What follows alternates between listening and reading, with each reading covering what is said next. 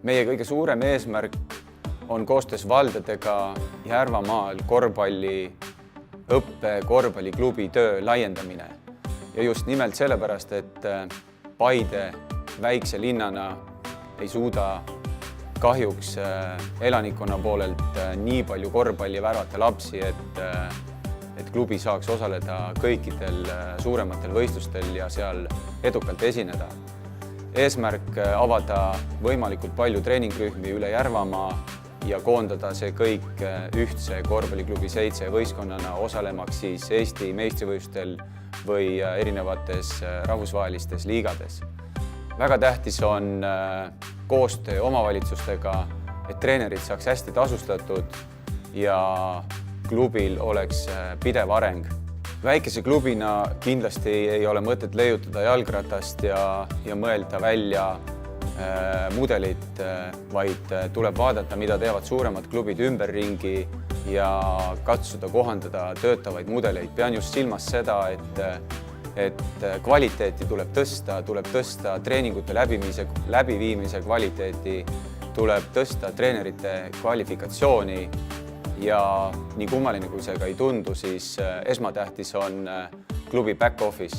Kui seal tehakse kvaliteetset tööd, pakutakse treeneritele arenguvõimalusi, lastele piisavalt võistlusi, siis areneb korvpall üleüldiselt.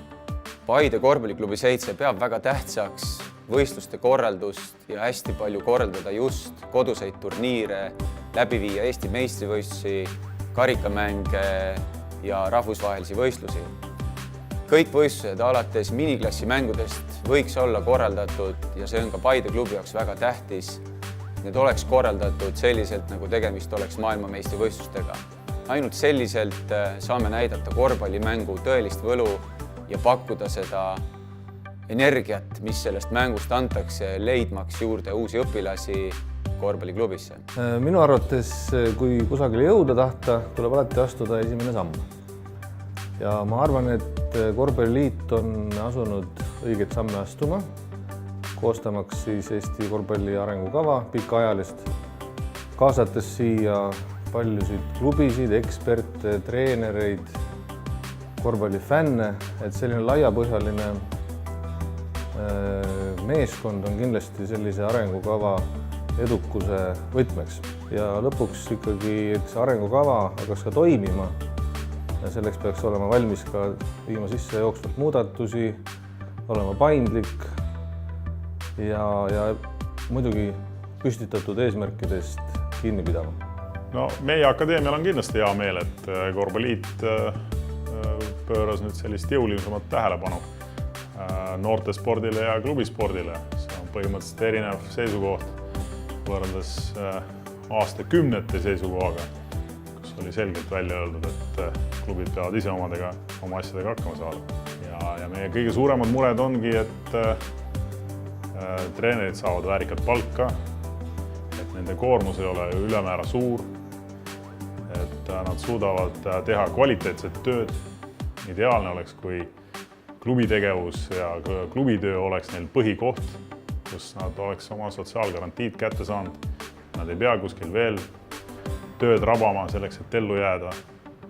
Et stressi oleks vähem ja kõik asjad nagu liiguksid paremini ja sujuksid paremini. Mulle kui klubijuhina on kõige olulisem, et lapsed ei oleks tänaval ega nutiseadmetes, vaid käiks saalis, trennis, et nad liiguksid, et nad suhtleksid omavahel, et neil tekiks võistkonna vaim ja et nad arendaksid pingetaluvust ja ka oma kehalisi võimeid. Ja loomulikult nad pallid sisse viskaksid. Tuleks rohkem promo teha, käia koolides, kutsuda, rääkida, suhelda, teha näidistreeninguid, kutsuda tippsportlasi koolidesse, et nad teeks näidistreeninguid ja nii ta hakkab minema. Mulle meeldib see, mida ma teen ja ma naudin seda. Ma arvan, lapsed näevad ka seda, et kui mina seda naudin ja teen seda täiega, siis lastele ei jää ka muud varianti, et nad teevad ka, võtavad, treener on neile ju eeskujuks.